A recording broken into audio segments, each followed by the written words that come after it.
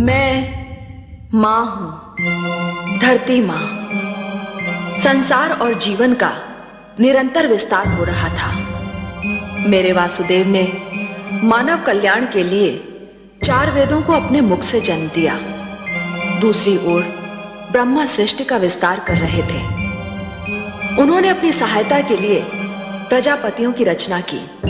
उनमें एक ऋषि कश्यप थे। ऋषि कश्यप की 3 पत्नियां थीं, अदिति, दिति और दनु। अदिति की संतान माता के दिए हुए सुंदर संस्कारों के कारण देवता कहलाई। दिति और दनु अच्छी माताएं नहीं सिद्ध हुई, इसलिए उनकी संतानें भी अच्छी नहीं निकली। उनके संस्कारों के कारण उनकी संतानें क्रमशः असुर और दानव कहलाईं। इनमें दिति का पुत्र हैग्रीव घोड़े जैसे मुंह वाला मानव संस्कृति का सबसे बड़ा शत्रु था। यह संकट हर युग में रहा है कि बुरे लोग अच्छे नहीं बनना चाहते, बल्कि अच्छों को हानि पहुंचाना चाहते हैं, अच्छाई को मिटाना चाहते हैं। मुझे इसलिए हैग्रीव और उसके इरादों से डर लग रहा है। पर आज एक ऐसा दिन है जब मुझे डर से अधिक इस हर्ष का अनुभव हो रहा है कि आज एक योग्य संतान अपनी माता को सम्मान देने वाली है। ऐसा समारोह होने जा रहा है जिसमें भाग लेने को स्वयं भगवान विष्णु और माता लक्ष्मी भी व्याकुल हैं।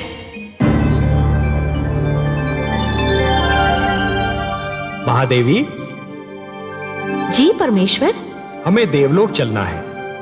देवलोक? ये अचानक देवलोक जाने का निश्चय? आज देवलोक में देव माता अदिति का अभिनंदन है देवी, और आप तो हमारे विचारों से भलीभांति परिचित हैं। आप जानती हैं कि नारी का सम्मान हमारी दृष्टि में कितना महत्व रखता है। जानती हूँ परम श्रेष्ठ, जहाँ नारी का सम्मान होता है वहाँ आपका निवास होता है। हाँ देवी, यत्र नार्यस्तु पूज्यन्ते रमन्ते तत्र देवताः, और इसीलिए हमारा वहाँ उपस्थित रहना अनिवार्य है। तो फिर चलिए कमल नयन, मुझे भी ऐसे अवसर पर उपस्थित रहकर हार्दिक प्रसन्नता होती है। आइए। माता अदिति की, माता अदिति की, माता अदिति की, माता अदिति की, माता अदिति की, माता अदिति की, माता अदिति की, माता अदिति की, माता अदिति की, माता अदिति की, माता अदिति की, माता अदिति की, माता अदिति की। अभिनंदन देव माता, अभिनंदन। आप एक आदर्श माता है, आदर्श पत्नी है, आदर्श नारी है। मेरा प्रणाम स्वीकार कीजिए। मैं तो आपको और माता लक्ष्मी को देखकर धन्य हो गई त्रिलोकीनाथ। मेरे लिए तो आज का दिन मेरे जीवन का सर्वश्रेष्ठ दिन है। तो मेरे लिए भी है देवी।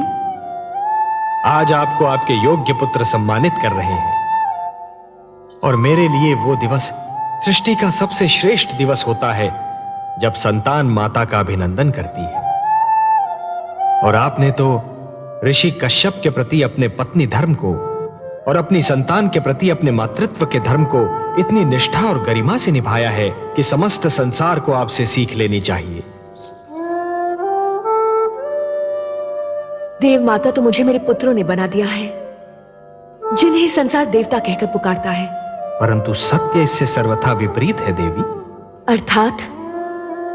सत्य यह है कि संसार आपके पुत्रों को देवता इसलिए कहता है कि आपने उन्हें वो सारे संस्कार दिए जिन्हें पाकर ये देवता हो गए। मैंने तो उन्हें केवल माता का प्रेम दिया है सर्वेश्वर। निस्संदेह, परंतु माता का प्रेम वो विचित्र वस्तु है देवी, जो संतान को सुधार भी सकता है और संतान को बिगाड़ भी सकता है। आपने अपनी संतान को अच्छी शिक्षा दी, अच्छे आचार विचार दिए, अच्छाई और बुराई की पहचान कराई, जीवन जीने के ढंग सिखाए, उन्हें बुरी डगर पर चलने से रोका, उनकी हर भूल पर उन्हें टोका, और यही तो माता का वास्तविक प्रेम है। देवी, जिस प्रकार एक पौधे को अच्छे फलने फूलने के लिए सूर्य के प्रकाश, निर्मल जल और स्वच्छ वायु की आवश्यकता होती है, उसी प्रकार अपनी संतान को योग्य बनाने के लिए अच्छी शिक्षा, दीक्षा और मार्गदर्शन की आवश्यकता होती है। और यही तो सब आपने अपनी संतान को दिया। ये सब आप ही की कृपा है लक्ष्मी नारायण। नहीं देव माता, नहीं। जल को अपनी निर्मलता, वायु को अपनी शीतलता और पुष्प को अपनी सुगंध का ज्ञान नहीं होता। ये ज्ञान तो केवल उन्हीं को होता है जो जल को स्पर्श करते हैं, जो वायु का अनुभव करते हैं, जो पुष्प के समीप जाते हैं। हे देव माता अदिति, आप कितने महान हैं, इसका अनुमान कदाचित आपको नहीं है, परंतु आपके पुत्रों को है, संसार को है और मुझे है।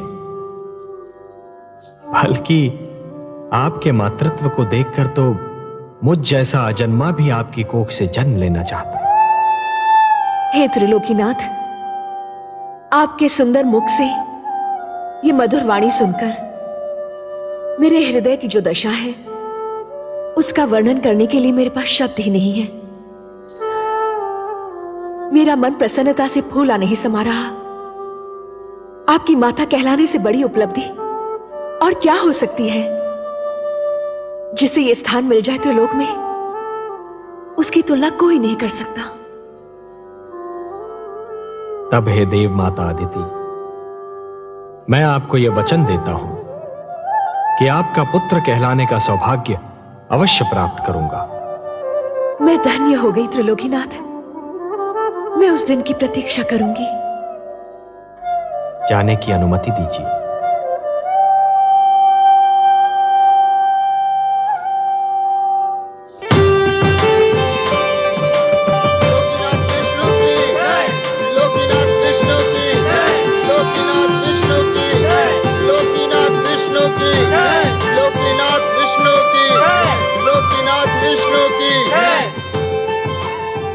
आइए माता, विराजिए। धन्यवाद पुत्रों, तुम्हारे कारण तो मुझे आज इतना महान वरदान मिल गया। पर हम तो आपको कुछ न दे सके माते। संतान से मां को और क्या चाहिए। सुख और आदर तो तुम सबने मुझे इतना दिया कि मुझे और किसी वस्तु की इच्छा न रही और ना ही आवश्यकता।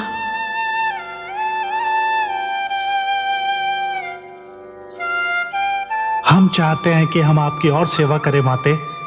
हम चाहते हैं कि आप अब यहीं रहे देवलोक में। हाँ माते, अब आप यहीं रह जाइए।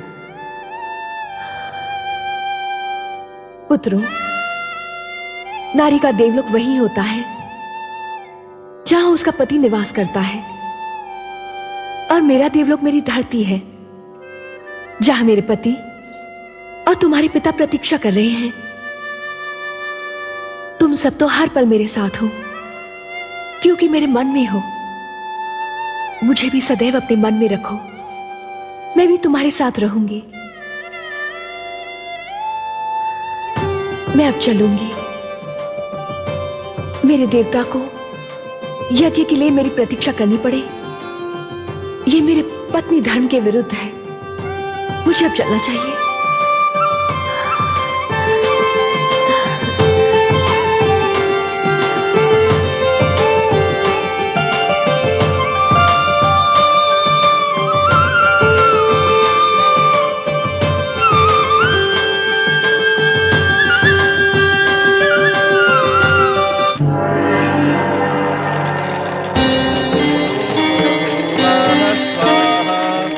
तत्सावितुर्वरेण्यं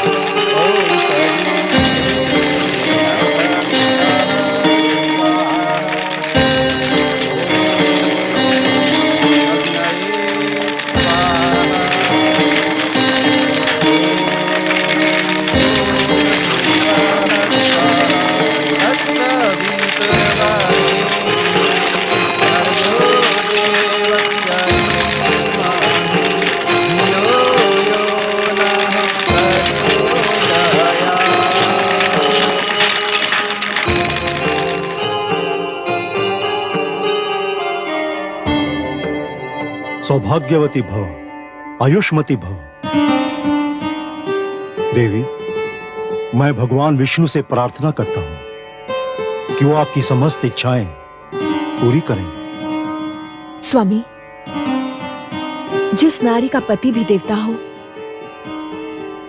और संतान भी देवता मानी जाती हो, उसके मन की और क्या इच्छा हो सकती है? मेरे मन की बस एक ही इच्छा है कि हमारे परिवार पर भगवान विष्णु की कृपा सदा यूं ही बनी रहे।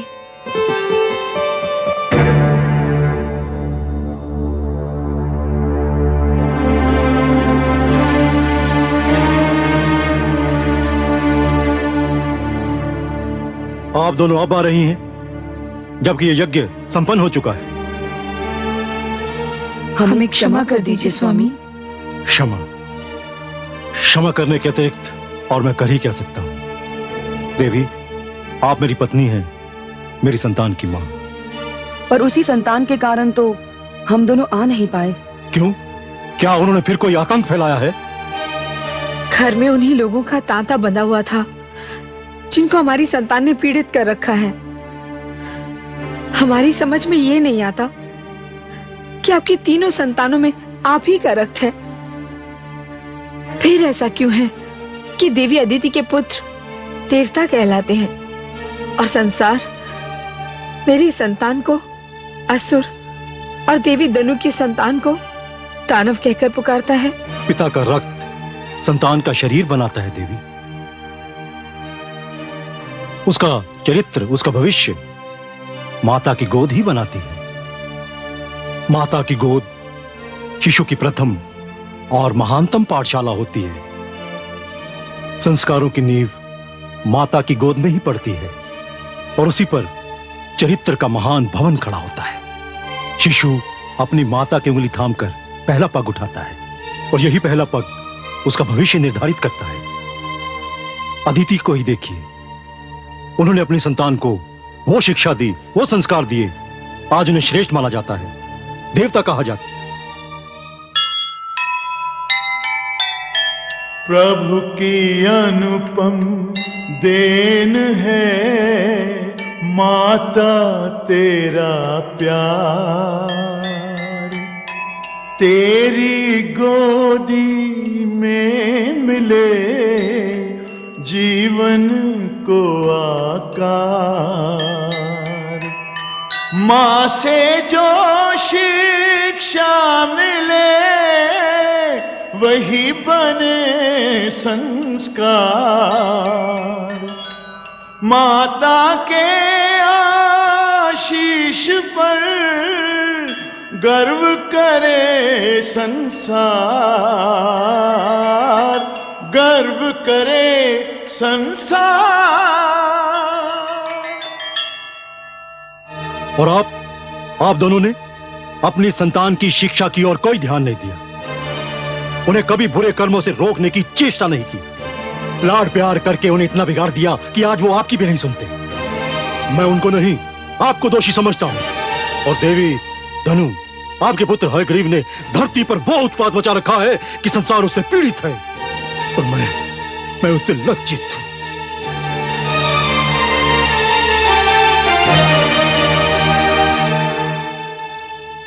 स्वामी,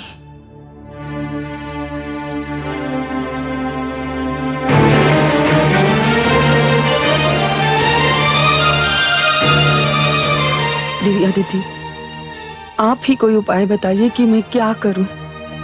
हयग्रीव को समझाइए बहन कि वो हिंसा और अत्याचार का मार्ग छोड़ दे।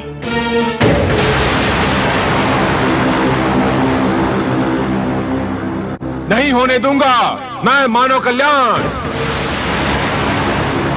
नहीं पुत्र हयग्रीव, नहीं, मेरी बात सुन। नहीं मां, हमें देवताओं से ज्ञान नहीं मिलेगा, न्याय नहीं मिलेगा, उस समय तक नहीं मिलेगा जब तक हम स्वयं आगे बढ़कर उनसे ज्ञान और न्याय छीन न लें। भगवान विष्णु मानव को ज्ञान देकर हमसे अधिक शक्तिशाली बनाना चाहते हैं। मैं हयग्रीव उस ज्ञान का अपहरण करूंगा, उसे बंदी बनाकर रखूंगा। ज्ञान का यह प्रकाश मानव समाज तक कदापि नहीं पहुंचने दूंगा। मैं भगवान विष्णु को पराजित करूंगा, देवताओं को पराजित करूंगा, समस्त मानव जाति को पराजित करूंगा। मां, हयग्रीव से आरंभ होगी दानव संस्कृति।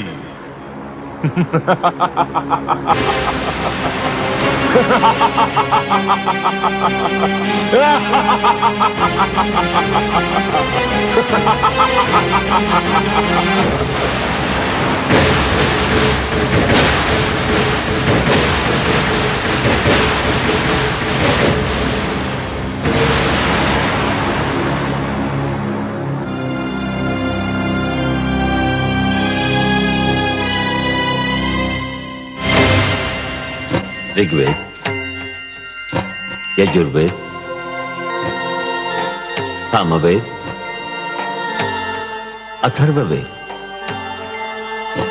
मेरे निकट आइए।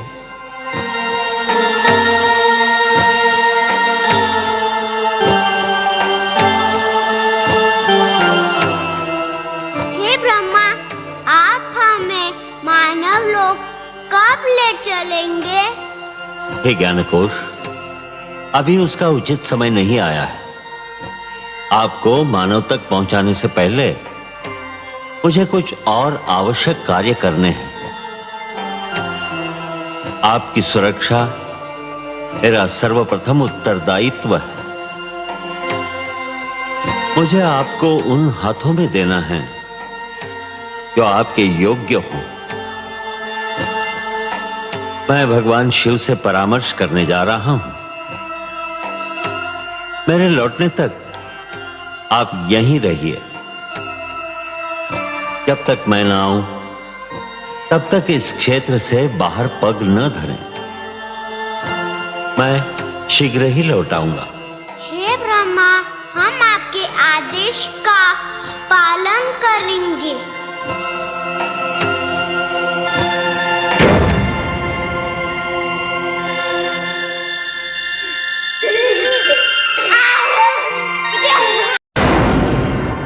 दानवराज हयग्रीव की, दानवराज हयग्रीव की, दानवराज हयग्रीव की, दानवराज हयग्रीव की, दानवराज हयग्रीव की, दानवराज हयग्रीव की, दानवराज हयग्रीव की, दानवराज हयग्रीव की, दानवराज हयग्रीव की, दानवराज हयग्रीव की।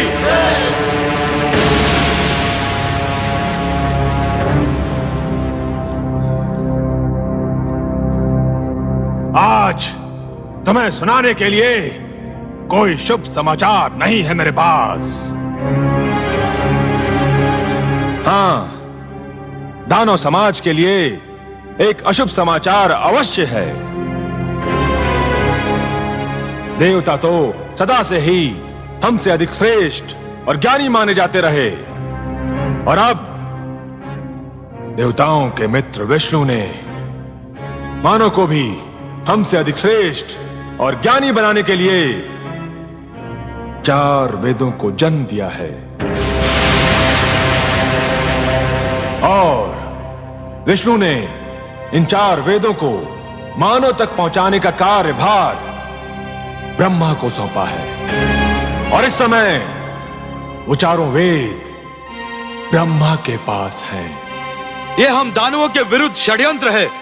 ये देवताओं का मानव के प्रति पक्षपात है। इसे किसी प्रकार रोकिए। रोकूंगा, अवश्य रोकूंगा। जब तक मैं जीवित हूं, ज्ञान का यह प्रकाश मानव जाति तक कदापि नहीं पहुंचने दूंगा। मारक, घातक, पीड़क, हिंसक,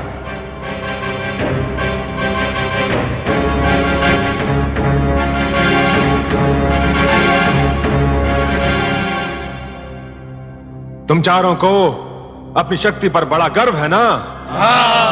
आज तुम सबकी शक्ति की परीक्षा है। जाओ और ब्रह्मलोक से उन 4 बालकों को पकड़कर हमारी सभा में ले आओ। जाओ। जो आज्ञा दानवराज, आपके आदेश का पालन होगा। दानवराज हेग्रीव की, दानव संस्कृति की, दानवराज हेग्रीव की, दानव संस्कृति की।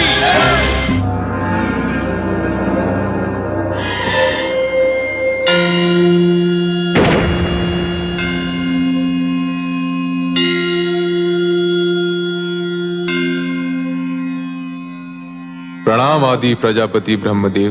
प्रणाम भोलेनाथ। शिवलोक पधार कर आपने मुझे धन्य किया। मैं आपसे कुछ परामर्श करना चाहता हूँ शिव शंकर। आपको सहयोग देकर मुझे प्रसन्नता होगी। हे महेश, भगवान विष्णु ने 4 बालकों के रूप में अपनी वाणी मुझे सौंपी है और आदेश दिया है कि मैं इसे मानव तक पहुंचा दूं। ये तो आपके लिए कोई कठिन कार्य नहीं है। कठिन कार्य तो नहीं है, पर एक दुविधा ने मुझे आ घेरा है। दुविधा? और आपको? हाँ भोलेनाथ, आप तो भली भांति जानते हैं कि धरती पर क्या उत्पात मचा हुआ है। युद्ध, छल, कपट, भ्रष्टाचार, अत्याचार से धरती की दशा दयनीय हो गई है। एक मानव दूसरे मानव के रक्त का प्यासा हो रहा है। ऐसे मानव को भगवान विष्णु की दी हुई ये महान वाणी, यह अनुपम भेंट मैं कैसे सौंप सकता हूं भला? तो फिर आपने क्या निर्णय किया? कोई निर्णय लेने से पहले मेरे लिए आपकी स्वीकृति की आवश्यकता है। मेरी स्वीकृति? हाँ शिव शंकर, इस सृष्टि की रचना मैंने की है, परंतु इस सृष्टि में बहुत सी ऐसी वस्तुएं भी जन्म ले चुकी हैं जो अनचाही हैं। मैं इस सृष्टि में परिवर्तन चाहता हूं। भगवान विष्णु के आप्त वचन को मानव तक पहुंचाने से पहले मैं चाहता हूं कि धरती से कुरूपता, पाप, अन्याय तथा अवगुण का विनाश हो जाए। और हे महेश, यह कार्य तो केवल आप ही कर सकते हैं। हे आदि प्रजापति, इस धरती पर रूप और कुरूपता, न्याय और अन्याय तथा गुण और अवगुण एक दूसरे में इस प्रकार समाये हुए हैं, यदि एक को मिटाया जाए तो दूसरे का भी कुछ अंश मिट सकता है। पुण्य और पाप एक दूसरे में इस प्रकार उलझ गए हैं, यदि एक पर चोट की जाए तो दूसरे को भी हानि पहुंच सकती है। यह क्षेत्र आपका है भोलेनाथ, कोई और इस कार्य में हस्तक्षेप कर ही नहीं सकता। यह निर्णय केवल आप ही कर सकते हैं कि किसको नष्ट किया जाए और किसकी सुरक्षा की जाए। आप जो निर्णय करेंगे वही उचित होगा, परंतु निर्णय तो आपको करना ही होगा। मुझे सोचने का अवसर दीजिए प्रभु।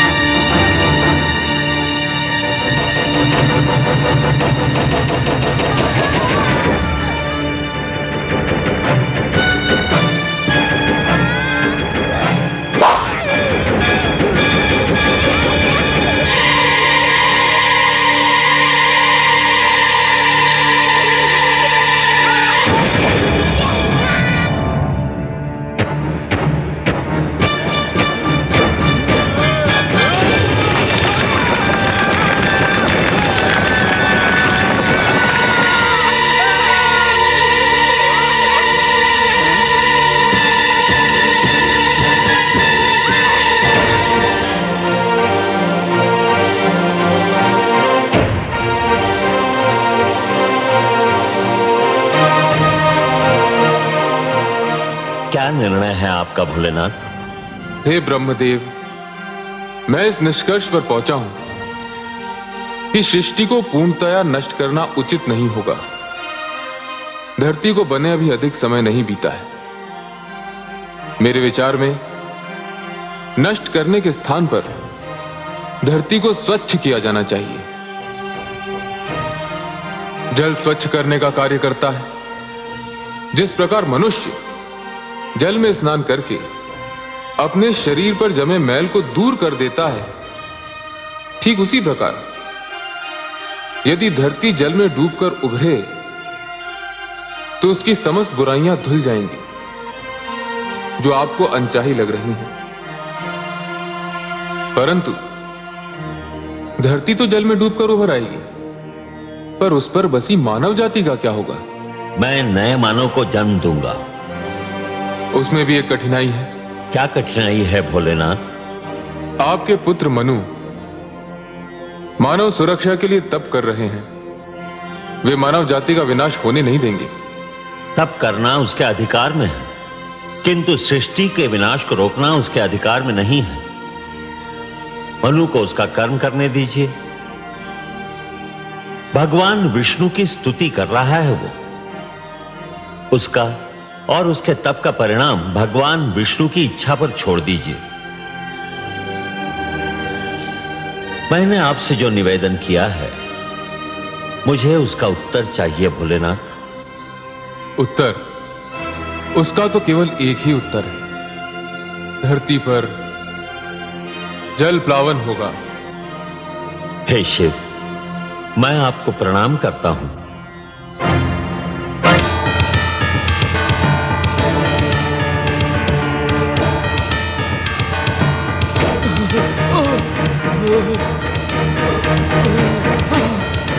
दानवराज, दानवराज, हम उन बालकों का अपहरण नहीं कर सके। 3 दानव ब्रह्मलोक में मारे गए। मैं किसी प्रकार अपने प्राण बचाकर यहाँ पहुंचा हूँ। कायर, तू भी वही क्यों नहीं जलकर भस्म हो गया? मैं भी मर जाता तो ये सूचना आपको कौन देता दानवराज? सूचना समाप्त हो चुकी ना? तो फिर अब तेरा कार्य भी समाप्त हो गया। अब तुझे जीवित रहने की कोई आवश्यकता नहीं।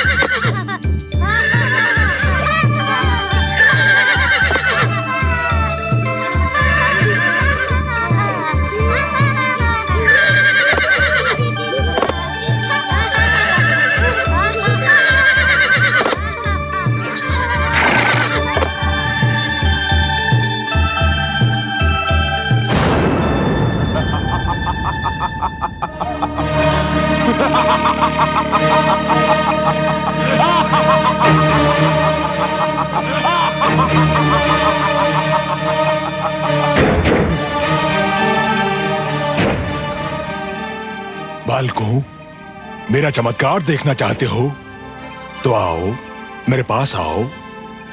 हम यहाँ से बाहर नहीं जा सकते। क्यों? क्यों नहीं आ सकते? भगवान ब्रह्मदेव का आदेश है कि हम इस क्षेत्र से बाहर पग भी न धरे।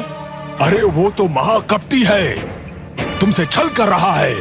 ब्रह्मा जैसे महान देवता के लिए ऐसा शब्द मुख से निकालते हुए तुम्हें लज्जा नहीं आती? लज्जा?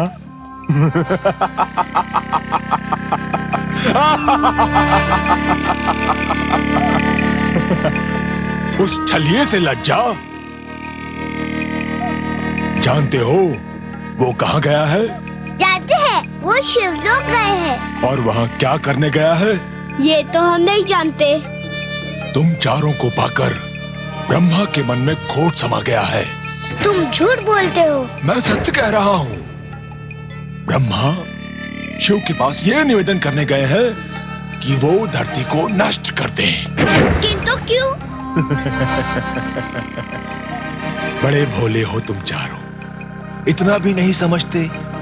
सीधी सी बात है, धरती नष्ट हो जाएगी तो मानव भी नष्ट हो जाएगा, और मानव नष्ट हो जाएगा तो तुम चारों सदा के लिए ब्रह्मा की संपत्ति बन जाओगे, और वो तुम चारों को दास बनाकर रखेगा। हम कैसे मान ले कि तुम सच बोल रहे हो? इसीलिए तो मानव समाज ने मुझे यहाँ भेजा है कि मैं तुम चारों को ब्रह्मा के पंजे से मुक्त करा के उसके पास पहुंचा दूं जिसकी तुम धरोहर हो।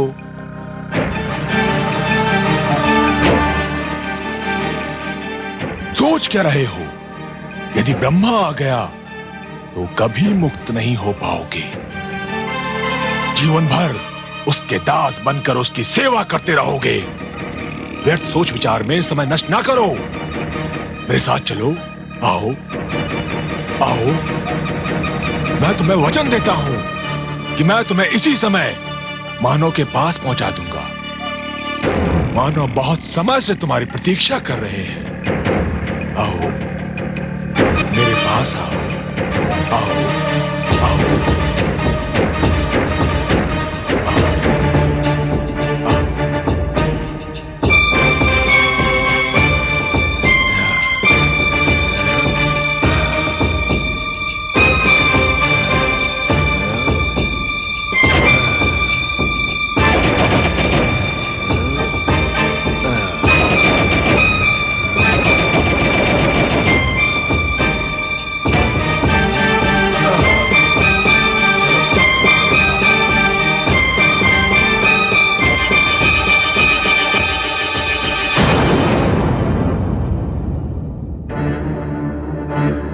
ऋग्वेद, यजुर्वेद, सामवेद, अथर्ववेद, कहां हो तुम? कहां हो? सामवेद, अथर्ववेद, ऋग्वेद, यजुर्वेद, कहां गए तुम लोग?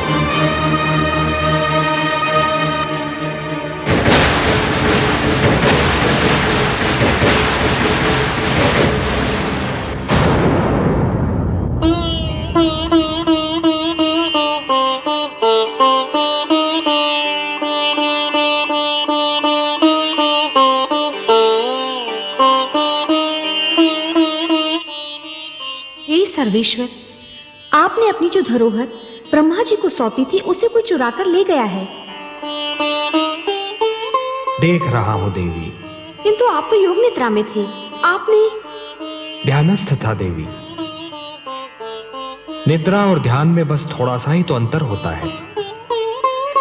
निद्रा में शरीर के साथ साथ मस्तिष्क भी सो जाता है, और ध्यान में मस्तिष्क सचेत और पूर्ण रूप से जागा हुआ होता है।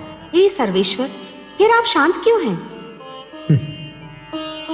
शांत इसलिए हूं कि मैं देखना चाहता हूं कि हयग्रीव मेरे आप्त वचन को कहां ले जा रहा है।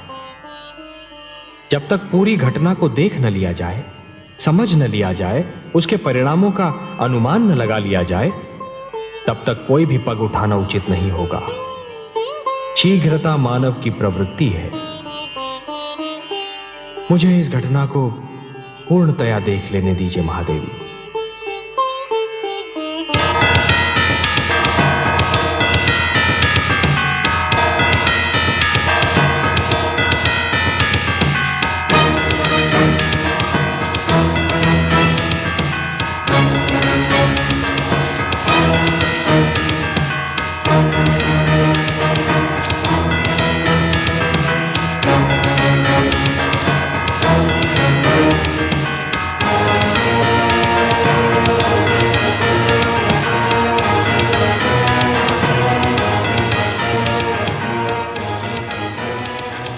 तुम कौन हो और हमें कहाँ ले आए हो? मैं अग्रीव दानव हूँ और ये मेरा भवन है और तुम चारों अब सदैव यहीं रहोगे। तुम कपटी हो। तुमने हमारे साथ छल किया। तुम्हें अपने अधिकार में लेने के लिए मैं कुछ भी कर सकता था, पर भगवान ने हमें मानव के लिए बनाया है। हम मानव कल्याण के लिए रचे गए हैं। हमें मानव के पास जाना है। अब तुम कहीं नहीं जाओगे। बड़ी कठिनाई से तुम्हें प्राप्त किया है। अब देखता हूँ मानव हमसे अधिक शक्तिशाली कैसे बनता है। तुमने हमें मुक्त नहीं किया तो भगवान विष्णु तुम्हारा सर्वनाश कर देंगे।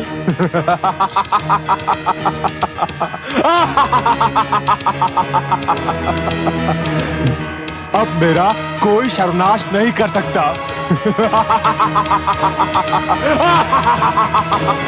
और यदि तुम में से किसी ने भी यहां से भागने का प्रयत्न किया तो तुम सबको नष्ट कर दूंगा।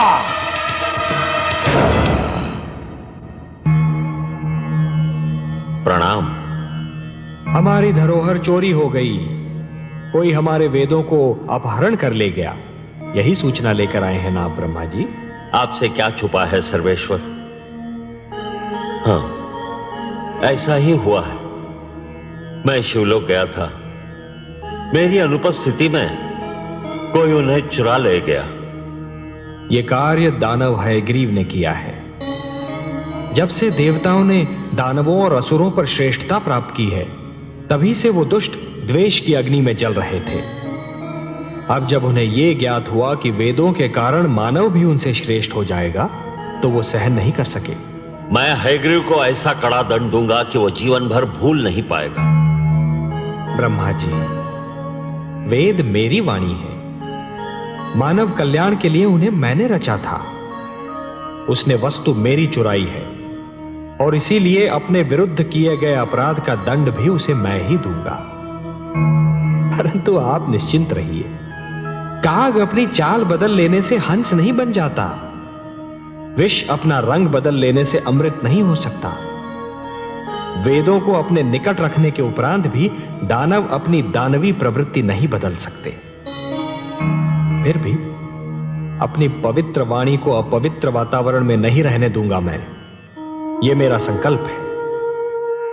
जो संस्कारहीन है वो ज्ञान तक पहुंचकर भी अज्ञान के अंधकार से बाहर नहीं निकल सकते। हे जनार्दन, एक और विचार भी मुझे व्याकुल कर रहा है। मेरे अनुरोध पर भगवान शिव ने पृथ्वी को जलमग्न करने का निर्णय लिया है। दूसरी ओर मनु ने सृष्टि की सुरक्षा के लिए आमरण व्रत रख लिया है।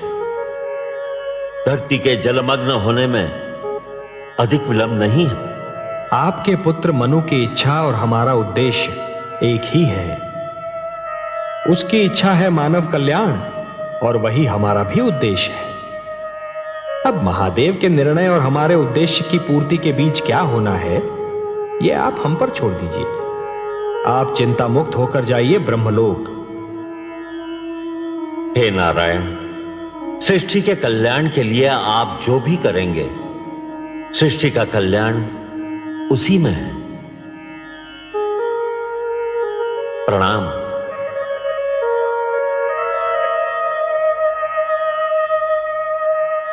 हे प्रभु, अब क्या होगा? आप क्या करेंगे? ब्रह्मापुत्र मनु का क्या होगा? दानव हयग्रीव आपके ज्ञान को नष्ट करने पर तुला हुआ है और भगवान शिव ने पृथ्वी को जलमग्न करने का निर्णय ले लिया है। अब वही होगा देवी जो मेरा वचन है। मैं वचनबद्ध हूं कि जब भी कोई शक्ति मानवता के लिए संकट बनेगी तो मैं उसे अवश्य रोकूंगा। जिस प्रकार सूर्य अपना तेज बांटना नहीं छोड़ सकता, जिस प्रकार एक दीपक अपना प्रकाश फैलाना नहीं छोड़ सकता, उसी प्रकार मैं भी अपने वचन से मुख नहीं मोड़ सकता देवी। अब मेरे प्रथम अवतार का समय आ गया है देवी। मत्स्य अवतार। परित्राणाय साधूनां विनाशाय च दुष्कृतां धर्म संस्थापनार्थाय संभवामि युगे युगे। देखा जब यह छल कपट सह न सके भगवान, दानव रोक ना पाएगा मानव का कल्याण। मानवता की नाव जो फंसे बीच मझधार, तभी विष्णु अवतार ले कर दे बेड़ा पार।